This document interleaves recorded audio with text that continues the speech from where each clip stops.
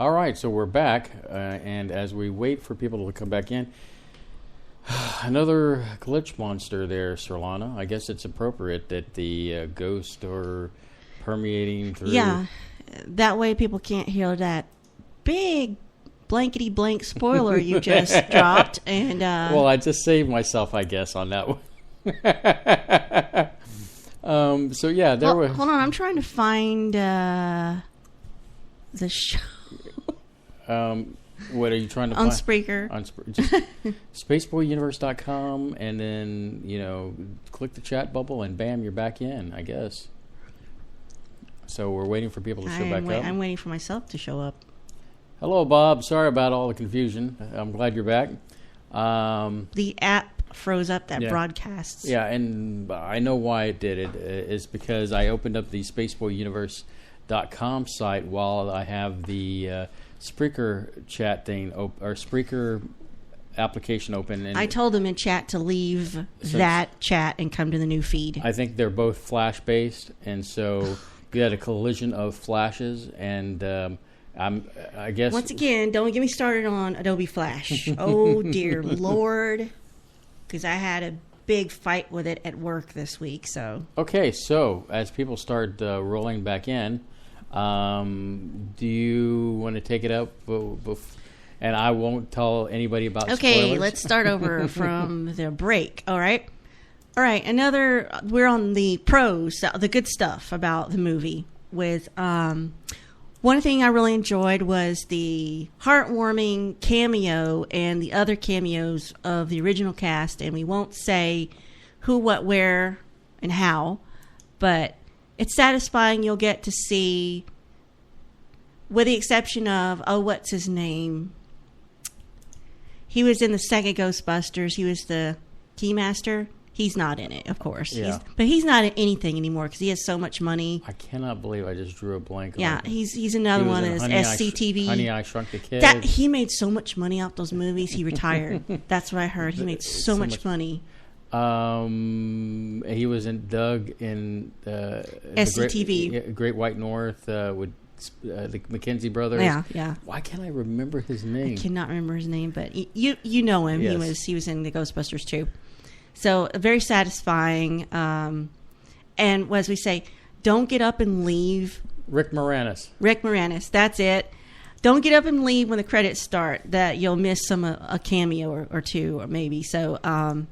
And there's some satisfying, silly things in the credits. So, yeah, Rick Moranis, I think he retired from Hollywood. Well, I mean, he got all that Honey, I Shrunk the Kids money, and so, I mean, he did the smart thing. Got out when getting out was good. I mean, it would be nice to see him. But, okay, about the characters themselves, as we mentioned, the ladies were not carbon copies of the original cast. I think they were sort of loosely based on their personalities, but they had different names, different personalities, different. Of course, I think one of the breakouts of the show was as we talked about Kate McKinnon, which maybe is sort of Egon's counterpart, but she was off the charts quirkier, and you can't really compare the two. And with Egon's character, he was really kind of straight up, but nerd. But I mean, he was very just focused. dry, focused. Whereas Kate's character humor. Was comedic and loose, and I mean she steals the movie. She was smart. In fact, kind of reminded, and don't shoot me for saying this, she reminded me like what a doctor could be on Doctor Who. Kind of that fun and smart, intelligent, and quirkiness. And I guess like Doctor Who can't be like that because he's plagued by such devastation and personal tragedy. Yeah, well, he's got his moments, but he's lived so long. Shouldn't he I don't know. I don't want to get into Doctor Who. I don't know enough about Doctor Who, really. Yes. So I think she steals the whole movie, and she's probably going to get cosplayed like crazy. Yeah. Now, what's interesting about her character, she reminded me a lot of the cartoon Egon. With the pompadour-ish looking hair, I wonder yellow, if they and then the glasses, and so I don't know. I was drawn to her in the sense that now you got me wondering if they watched the cartoon too and infused that into it. versus the original Harold Ramis's character. But yeah, she had a great look. Her character, she was my favorite out of this show. I mean, I like everybody that came to the table, but she ranks up there as my favorite. And another thing I really liked about this movie is what was not in the movie, such as no stereotypical woman jokes or jabs, nothing that focused on sexualizing women. There wasn't any cheap shots. Mm-hmm. If you really want to look at it, except for maybe the villain, the males in this movie were very ineffective. Even the mayor was sort of more concerned about he was like, always fixing himself, straightening his tie, slicking his hair back, looking good. Whereas, and he had a mouthpiece talking for him, which was a woman. It's like, oh, well, the mayor doesn't want this.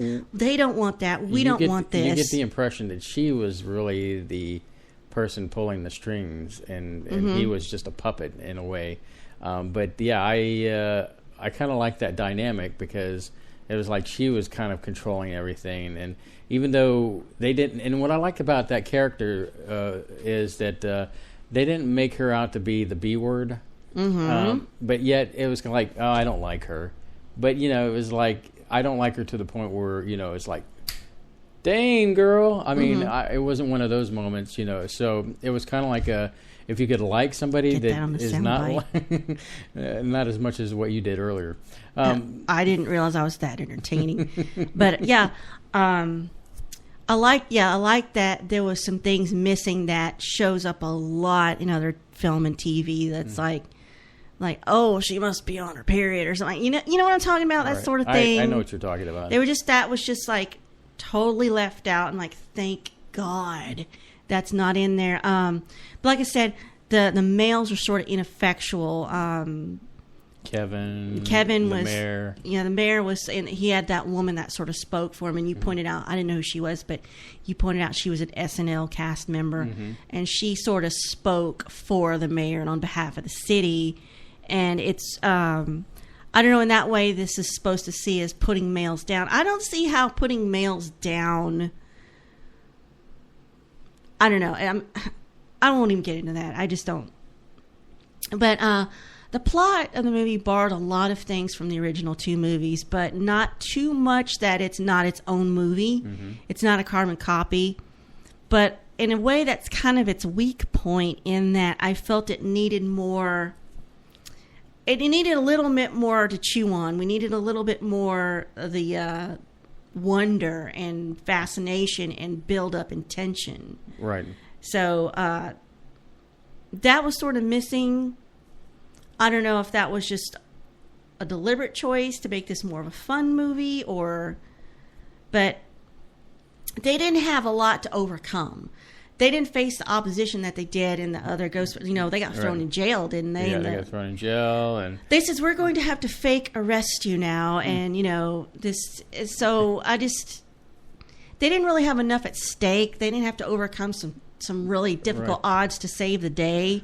There's nothing standing in their way. They didn't have to pay a high price for their actions. Is even though we finally get women into the thing, they kind of set the obstacles low for them to overcome. Yeah, they didn't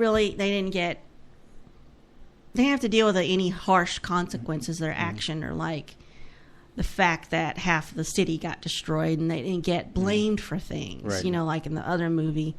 So in a way that can stand on its own. Well, in all fairness, when you deal with the original movie Ghostbusters, Bill Murray's character really kind of, jabbed it at them and egged them on to a point where they really were all over him.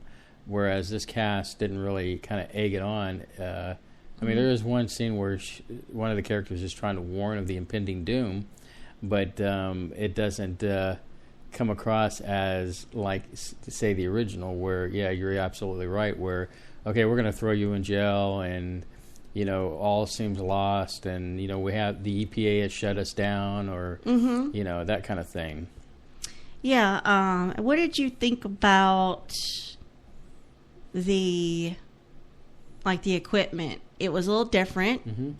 You asked me if the props or the whatever. Props kind of look steampunkish, and I thought. Well, some of it did, like in the basement. But I thought the equipment looked good in the sense that it looked textured, it looks worn, it looked like they had to piece things together so to create the different devices, and so it gave it the equipment looked very authentic, versus in the original movie it looked very polished and put together, and where I think it kind of gave that characteristic of, hey, they're piecing together what they can. They may not have a lot of money, and so but the equipment looks pretty good because Holtzman's on the case and creating all this equipment. Yeah, I was like, when did she have time to create this equipment? She's like, yeah, I've just fabricated this, that, and the other. And I'm like, well, when did she get time to do that? It's like, I enjoyed that aspect of it, and I really appreciated what was not in it. They said the villain was right out of Reddit's hate comments. It was like built from Reddit's hate comments. So, the loner wants to get back at the world and was shunned and bullied. Now, the ending scene, and I don't want to give it away exactly. I'm not going to say details on this, but there was one part where they make the transition to the ending character that's supposedly taking things out for the final battle or whatever. Yeah. They showed the cartoon version of something, and then it transferred into the monstery real version of it. I enjoyed that. I really enjoyed that. I had mixed feelings about that because it almost felt Roger Rabbit-like, where you had cartoons and then it kind of like goes into reality kind of thing. Well, actually, the way that they brought that down was very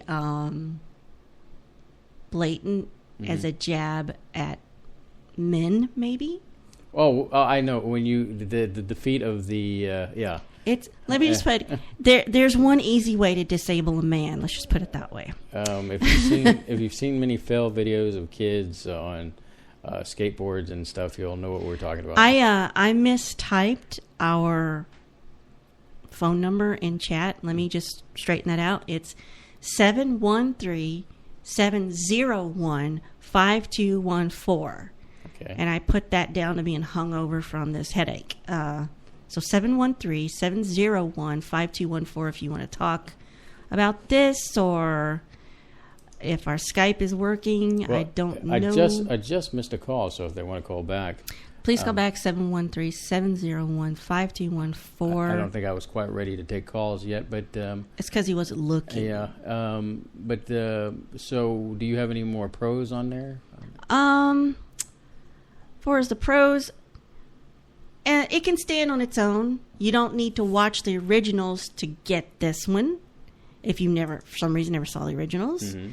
You can watch this one and enjoy it and hate it for its own merits or lack of.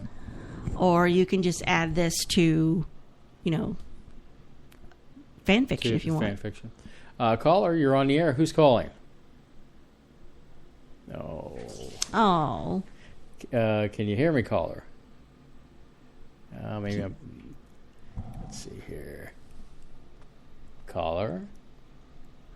Oh, wouldn't you know, we're just plagued with technical difficulties. Give me a second. Well, we got to get these sorted out, man. A caller hung up.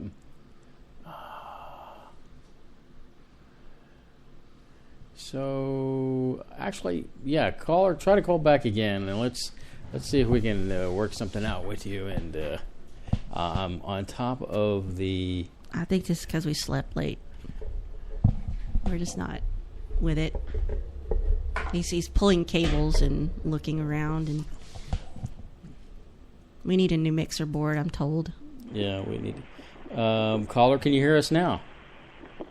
Hey, I can hear you. Awesome. And this is Bev. How are you, Bev? Hey, Bev. I'm doing fine. How are you? I am spamtastic. That's great. So you've been listening to our review of Ghostbusters tonight, the new movie. What do you think of our review today?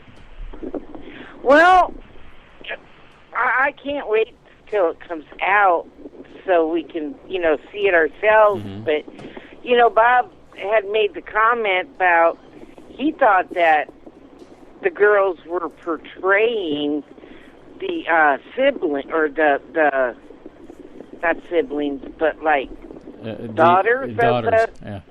And I thought it would have been a cool idea for them to do that, and then the dads have like a few guest appearances on it. Mm-hmm. I thought that would be neat. Yeah, unfortunately, in this one, they really didn't. In fact, there was one script that I had heard out there that they wanted to take Sigourney Weaver's child that she had, and Oscar, and make him like a part of the Ghostbusters team or the lead. And I thought that was kind of a cool angle, and kind of like hand it off from the old generation to the new generation. But that, one of the many things, Harold Ramis and the I guess the rift between him and Bill Murray. I don't know what that was about. Don't know either. And then of course recently, then you have Bill Murray coming on stage at some event in a Ghostbusters outfit, and you were thinking, they were finally going to bring it together. And then of course, not too longer after that, Harold Ramis passed away. So, and that's just a shame. But yeah, Who passed away? Yeah, Harold Ramis. He played Egon. I get cancer. Yeah, okay. So it was sad in the sense of they had a chance to make what is it, the third called? Third movie? Third movie? What are you talking about? Well, you have a second one's called a sequel. A third one is called... what is a third one called? A threequel? Anyway. It's a trilogy. Yeah, that's what I'm looking for. Thank you. Look at the brain on Sir Lano. I like threequel. Yeah, a threequel. But so, I think you will be pleased with the movie when it comes out and you're available to buy it on DVD. Yeah, see that we always wait for it to come out on DVD. Because that way we can see it at home and we can pause it anytime we want and get up and move around. But now Harold Moranis, that was the only movie he really made, wasn't it? Harold Ramis? Yeah. Ramis, yeah. He was famously in Stripes with Bill Murray, which might have started the 20-year... he was in Stripes? Yeah. Oh, I didn't know that. Yeah, it was him and Bill Murray and Harold Ramis. That's a classic. And John Candy was in that. There was other SCTV. Oh, and Rick Moranis. SNL and SCTV crossovers. Crossovers in that one. Rick Moranis, I don't think was in that particular movie, but. He wasn't. No, but you had a cast from the Canadian, and I'm sure Dennis out there would definitely back this one up, but. So there was kind of a mixture of people, but Harold Ramis and Bill Murray, I think they both worked and they wrote on that one, and that's an early classic that I remember as a kid. Yeah, it came on HBO way back when HBO first came out, and they showed it over and over and over and over. Okay. Yeah, Bob said that Rick Moranis was in that. What movie are you talking about, honey? Ask him what movie he's talking about, because... Ghostbusters 2. You're talking about Stripes? He was in it? Rick Moranis? I don't know. I don't think so. It's been a long time. I don't... Rick what? I can't understand. He says Rick Moranis?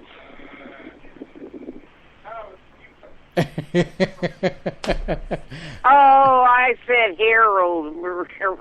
Harold Ramis. Said Harold Marina. I'm lost. That's my normal state of mind. But we love you, Bev. Always, and we enjoy when you call in. And mess with Bob and put him in his place too. Well, I say goodnight to everybody then, Bev. Okay. All right. Love you guys. Love you. Bye-bye. Bye-bye. It's always a treat to talk to Bev. So, Rick Moranis is not in Stripes. I don't recall. And I'm sure there will be somebody out there that can validate that. Dennis said, Meatballs, Caddyshack, Stripes, Ghostbusters, Ghostbusters 2, and Groundhog Day were all Murray Ramis collaborations. Really? Groundhog Day too? Mm-hmm. That's one of my favorites. I think Ramis was really his chops were in writing Right. Versus acting. versus acting. Not that he did bad with acting or anything. You know, he had a Harold Ramis just, I mean, on the surface when he was out in public, just a very, laid back, genuine kind of person. It's hard for me to imagine him being really angry in the sense, Yeah, because he's so laid back. And now I can imagine Bill Murray because he could be the I guess drama queen that he could be. I still miss John Candy. Isn't that weird? Yeah, John Candy. Yeah, it's tough on those classic comedic. They did so many good movies back then, and it's a shame that they're gone. So I guess, are we at final thoughts for the thing, or did you have any more pros there, Solana? As you look at me like no, a panicked deer in the headlights.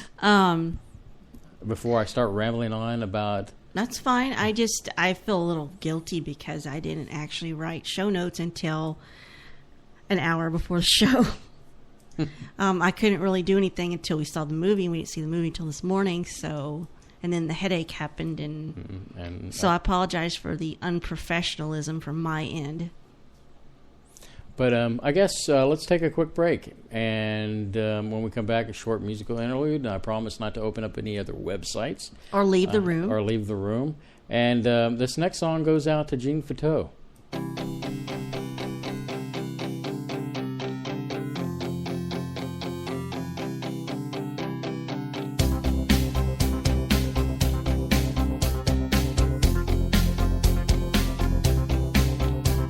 I wished I was a neutron bomb. For once I could go off. I wish I was a sacrifice, but somehow still lived on. I wished I was a sentimental ornament you hung on the Christmas tree. I wish I was the star that went on top. I wished I was the evidence. I wished I was the ground for 50 million hands of praise and open toward the sky.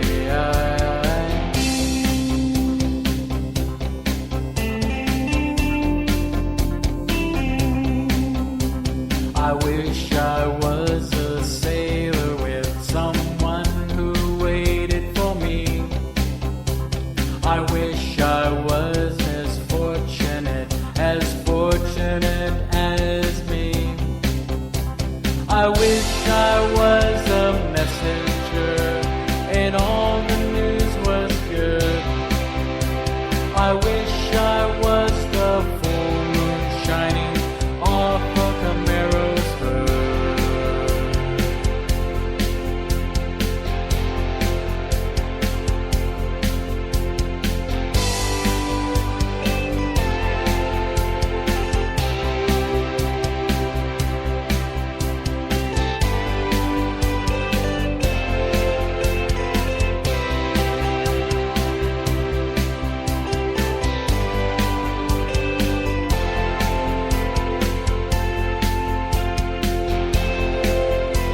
I wish I was an alien at home behind the sun.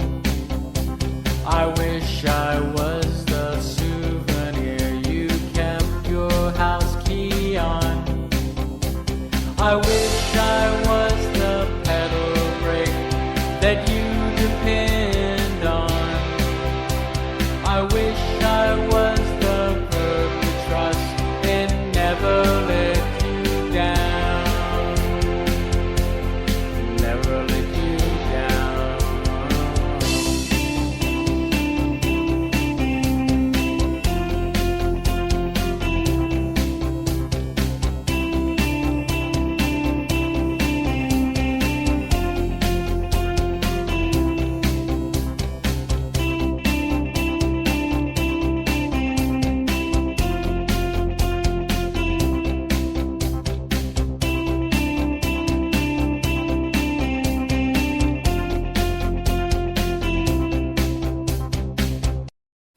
All right, we're back. And that was a song that I did for my good friend Gene, and it's called Wish List. And I know that recently I've been doing a lot of Spaceboy music covers out there recently. I've gone back and kind of adjusted a few of them to clean up the audio. And so if you want to check out any of these things, you can do that by going to our Twitter site, which is at the SBUniverse or at SpaceboyUniverse. You can check it out on Facebook, with SpaceboyUniverse and Spaceboy Music for some of these covers. And I've done a few recently, and that one is one of my favorites because I really had to build that from scratch. And but I think I'm going to go back and probably add some harmony to it to kind of make it pop. But that's Gene's song, and there you go. Cool. Yeah. What were you saying earlier about the character, Leslie's character in the movie, Patty's character's last name? Tolan, but I can't remember the name. There's a book that supposedly one of the characters, I think Dan Aykroyd's character, supposedly, or it may be Egon's character, writes about the spirits and all this other good stuff. Maybe one of the space cadets might know something out there about it, where it's a book, and I think it's Tobin or Tolan.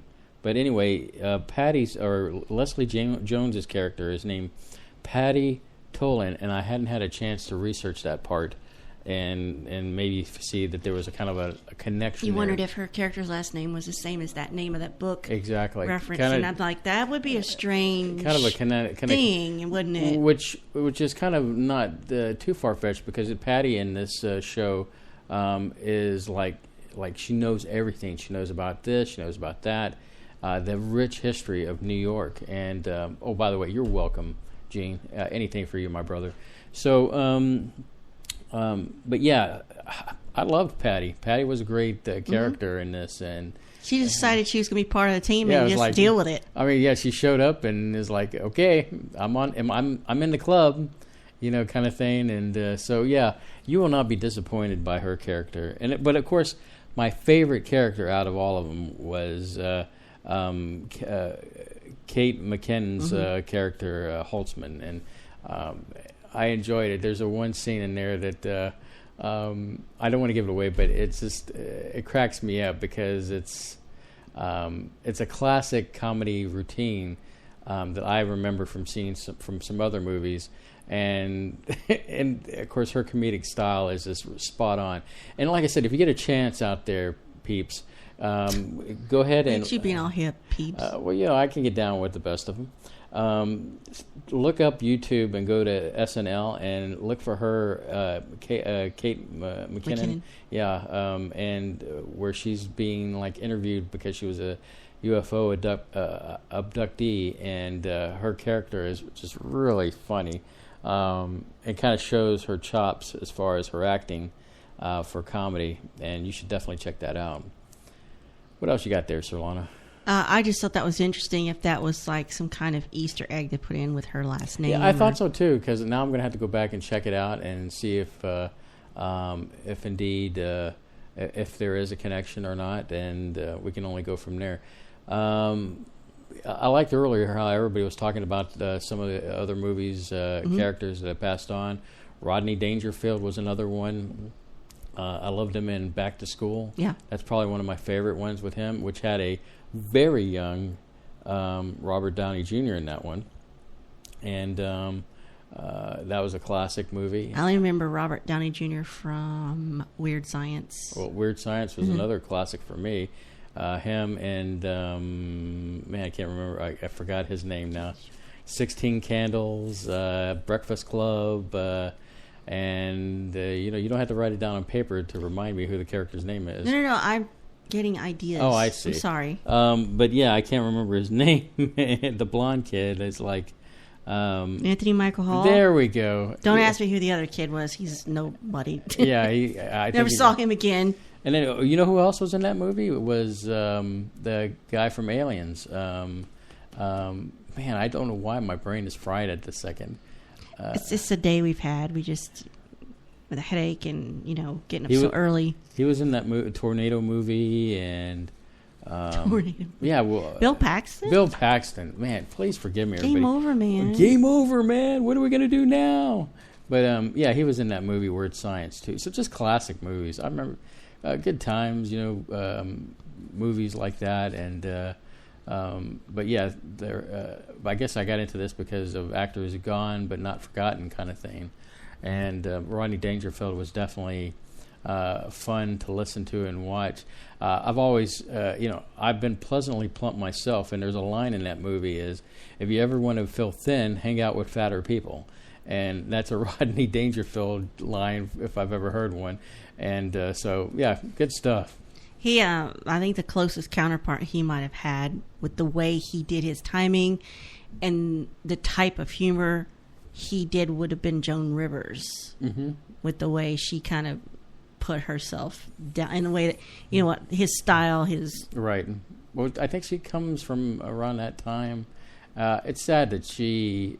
Yeah, ended her. Her life ended the way it abruptly and unexpectedly. And but the price of looking fabulous, it always gets us in the end. As far as keeping up with the people of that show that I don't like to talk about.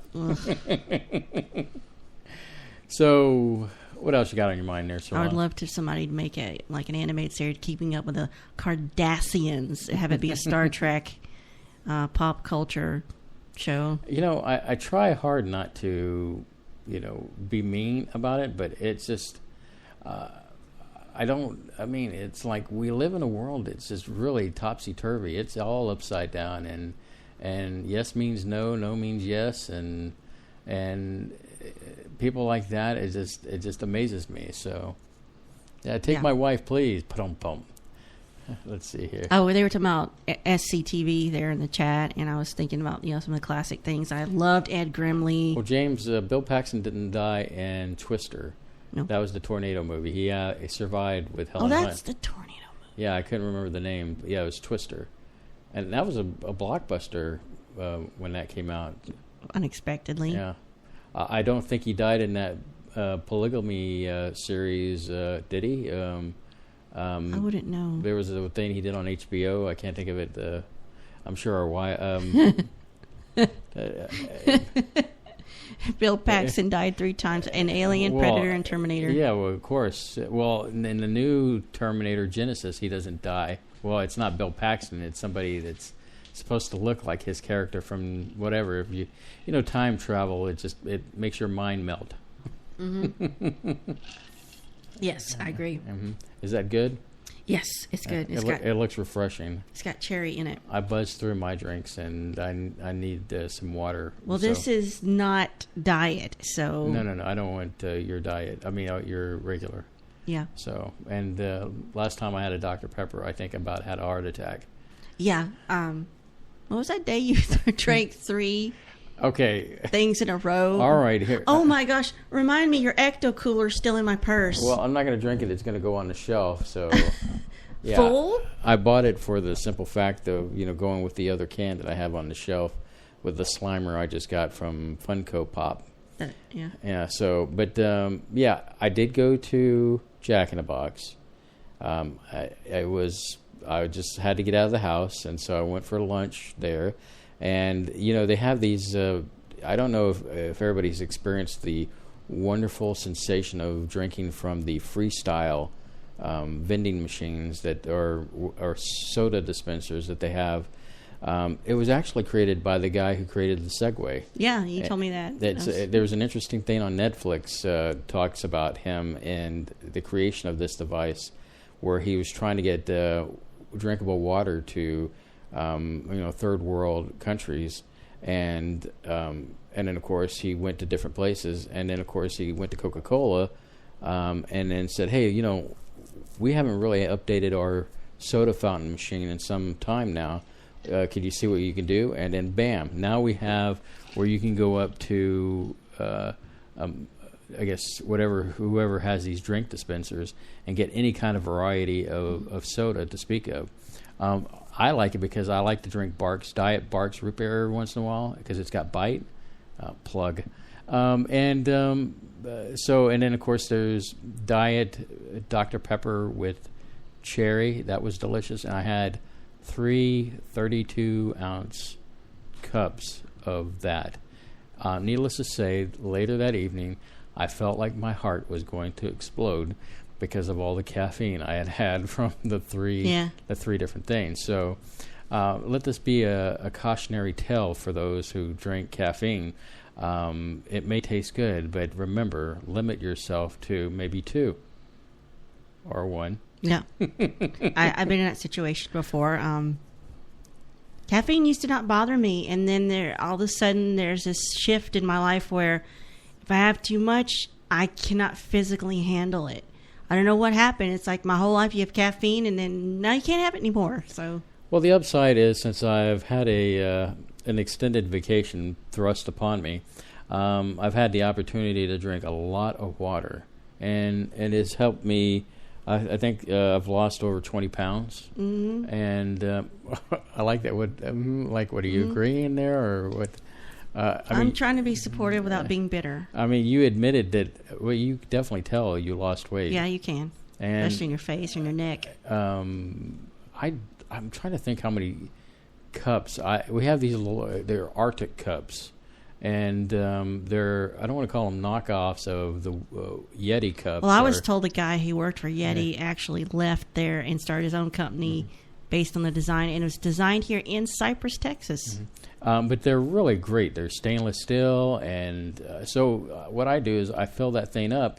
And I probably drink about close to 5 to 6 of those. They're 32 ounces. But when you add ice to it, it's a little less water. But it keeps the ice nice and cool through the duration of the day. Yes, the day that incident happened at work and we were forced to stay outside, I had my Arctic cup with ice in it from 6 a.m. that morning, and this was 2:30 p.m. in the afternoon, and I was the only one out there with ice water, in my Arctic cup, and I was able to survive. Yeah, so another plug, Arctic cups really are great. And I guess that's what I've been doing is I've been just drinking lots of water, and I can't get enough of it. I mean, we get Ozorka water delivered to our house, and out in the front. A lot of free plugs tonight. I know, a lot of free plugs. We've got to make a note of these and follow up with all these people. And one thing that we had in front of our house is we had 10, 12 bottles of Ozorka, 5-gallon. Surprised people don't come and steal that. Well, I think they're deterred from our security system, video security thing. So I guess that makes sure that they don't try to take off with our water. But anyway, I digress. The thing is that we had about 12 bottles within 2 months ago, and now we're down to 5. So I mean, I know I'm pounding down that water left and right. And okay, they're begging people to call in. I guess we're rambling and we're being boring. So. Yeah. I didn't know water would be so. The spacesuit fits even better now. Yeah, it fits a lot better. Yeah, I mean, I'm plump around the waistline, but since I've been doing all this water, there was talk of maybe me putting it on even. Mm-hmm. He goes, "You ever tried the spacesuit?" And I said, "No, it sounds kind of weird when you say that." but no, I thought I'd said at some point too. I said, we probably need to consider getting you your own spacesuit. I do not know why. I mean, that sounds like the equivalent of you need your own furry mascot. I was only saying because you're like the person that doesn't really. You would like to stay. You're the Wizard of Oz. You like to stay behind the curtain. Mm-hmm. You don't want to actually be seen.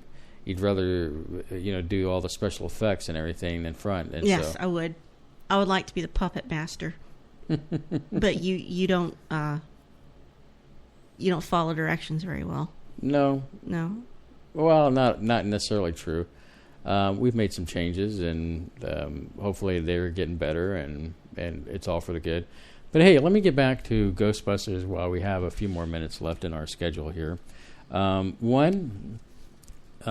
is my bottom dollar review of the movie. It starts off slow. But once it hits the midpoint, Patty comes on, which is played by Leslie Jones. It kicks into overdrive. And when I say overdrive, I'm not saying like light speed, but it does pick up quite significantly. The dynamics between Kristen Wiig and Melissa McCarthy doesn't go unrecognized. They have great chemistry together, playing against each other. And then, of course, Kate McKinnon is the breakout thing in this, too. Well, her and Chris Hemsworth is definitely worth watching. But my favorite is McKinnon's character, Holtzman, where she is quite quirky and fun and enjoyable to watch, because I kept waiting for her to pop up with something new to see and do and partake. And, of course, Chris Hemsworth. Hemsworth? Him? The guy played Thor. There you go. That's all you need to know. Well, I'm trying to get it right. I mean, it's not like I'm saying Gene Hackman. Oh, man. If Gene Hackman would have been in this movie doing Kevin, that would have been priceless. At the end of the day... Somebody call Hollywood. Chris's character, he was funny. He played that kind of puppy dog kind of character that everybody would love. And at the end of the story, you know, the one thing I'd had to say that was kind of awesome, that for if you wanted to see this movie in 3D, I would recommend. Oh, yeah, there was a 3D version. Is the special effects, the ghost and everything. I'm sure it goes right perfect with 3D. We did not watch the 3D version today because, you know, Solana was... Yeah, I wasn't going to be able to handle that. We could have gone, I just wouldn't have put the glasses on. But if Chris had been shirtless and it was in 3D, I might have made a bigger push to get to go see the 3D showing. But sadly, the shirtless versions of him are just photographs in the movie. So. Right. So special effects looked great, and like I said, it probably translates well into the 3D. So if you wanted to see the movie in 3D, I probably wouldn't wear the glasses for the whole movie until...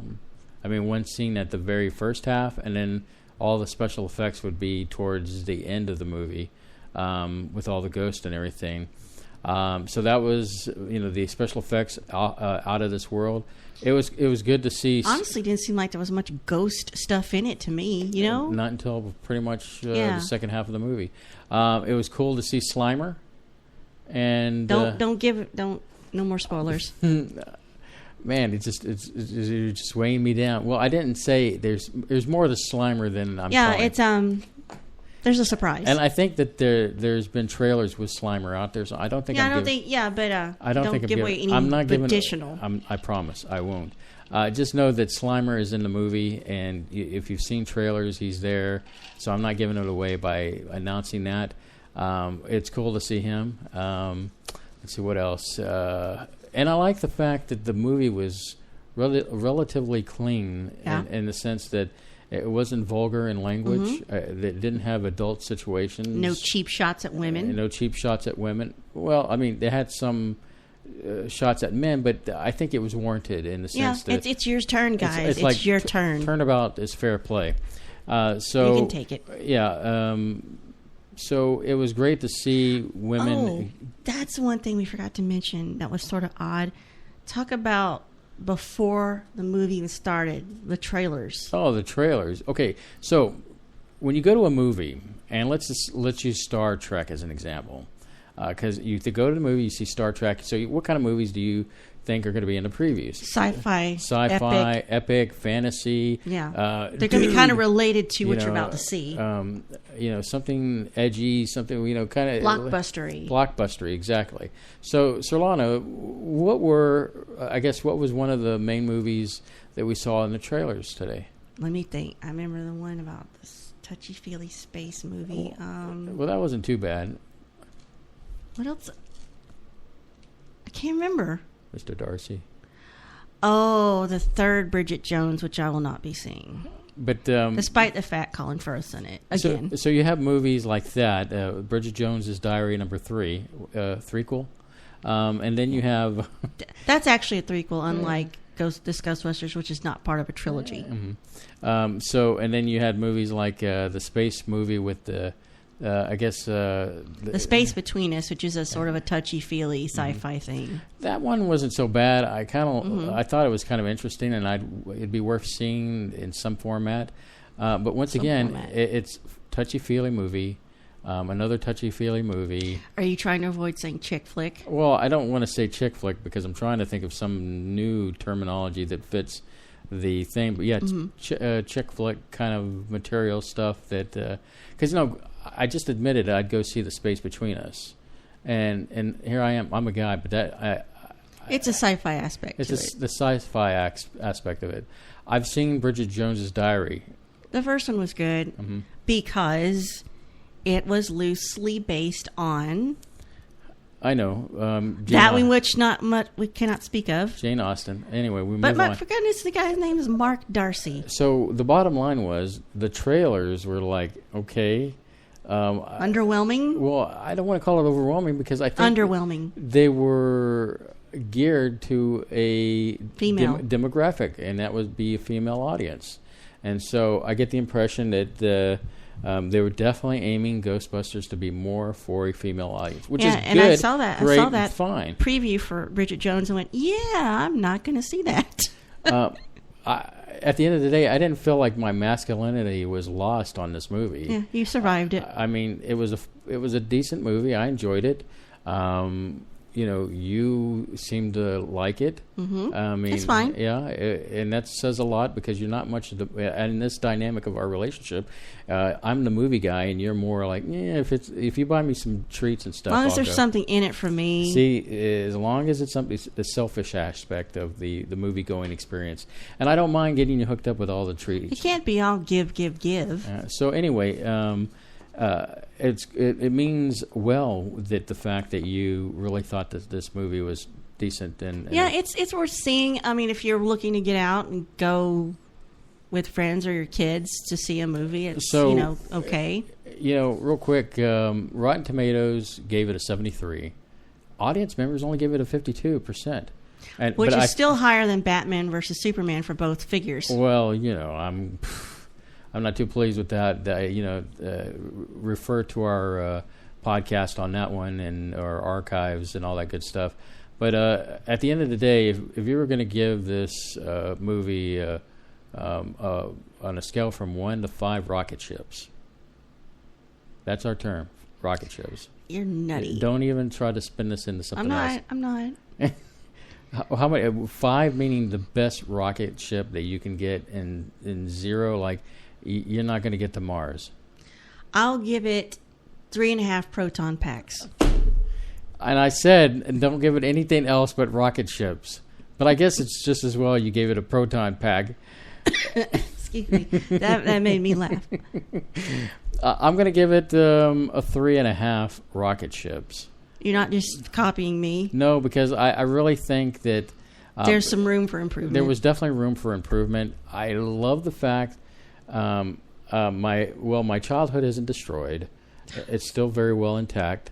And the fact is that this movie put women out there in a favorable light Yes. for once and didn't make it seem like a sarcastic write-off of, okay, well, here's women, so let's just deal with it. I mean, it was an actual nice movie to watch. And the fact at the end of the day, I have to give it up, is you don't see many movies that are clean as far as language is True. concerned. And I mean, And it was so good I didn't even notice it till I was like, hey, that was all right, I felt the same way decent, at the end. Yeah, it was like, clean. because most movies I'm like, man, I'm gonna have to go scrub my skin and Deadpool. Yeah, Deadpool. I enjoyed Deadpool, but I was like, oh, Yeah, boy. it was like, and I yeah. knew beforehand what it was going to be, but I was like, wow. Well, so, but music was a big thing for me. This one kind of only delivered it halfway, and so 3.5 rocket ships for me. Alrighty then. So, anything else you want to add to that? No, just I'm glad this movie was made and that it was handled the way it was, and I look forward to more roles like this. More like, I guess Rogue One is going to be more female centered too. So Yes. I would definitely go see that. I know I need to still see Star Wars: The Force Awakens, but yeah, I'm hoping this just means this type of thing is going to be normal.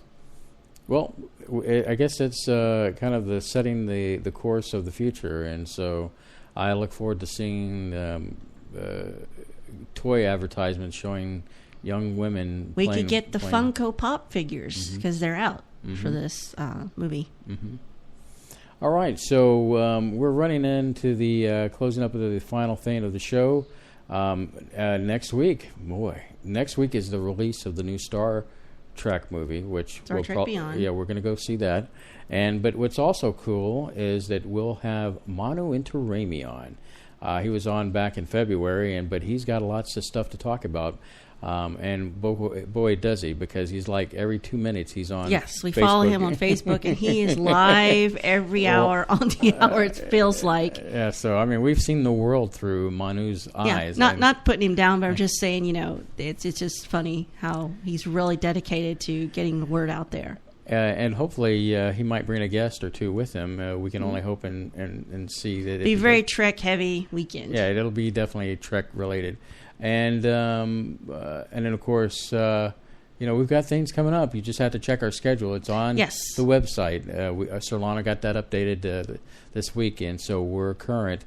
We're scheduled all the way somewhat into August and a couple of... If you want to even call it November, I mean... Yeah, we have 2 dates in November already planned, so... But we've talked about that, so... Sure. So, Star Trek Beyond next weekend, also Manu Intiraymi, and we're just excited to have him back on the show, and that's Saturday night at 9 p.m. Central Standard Time on SpaceboyUniverse. Now, just also before we leave, you can catch my music show on Wednesday nights at 8 p.m. It's an hour show where I play stuff from my vault, and we also have been doing some recent covers of different songs. So if you just want to chill out and chat in the chat room while I play music, with the occasional here and there talking between songs, please do so. And then, support Spaceboy Music and by listening to it and telling others to play it loud. So anything else I need to address, Solana, before we start kicking the music for the outro? No, I think that covers it. Okay, well, as always, before we leave, another thing, I just want to give a quick shout out to our friends at Misfit Toys here in Houston, Texas. Daniel and Paulina are there to, for all your classic movie horror vintage needs and any other things like Godzilla and Frankenstein. You can look for them here in Houston, Texas. We'll have some more advertisement for them pretty soon, so you'll get to learn more about them. But we wanted to give a shout-out to Misfit Toys tonight. And I think that's about it. I guess you don't have anything, I don't have anything. So let me roll the B-roll, and Solana, say goodnight. Good night.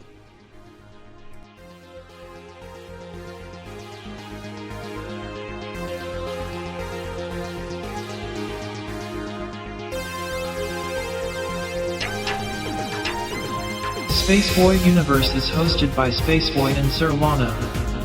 Executive producer is Sir Lana. Producer credit goes out to Dennis Koch. Find Spaceboy at spaceboymusic.com and spaceboyuniverse.com. This has been a Spaceboy Universe production.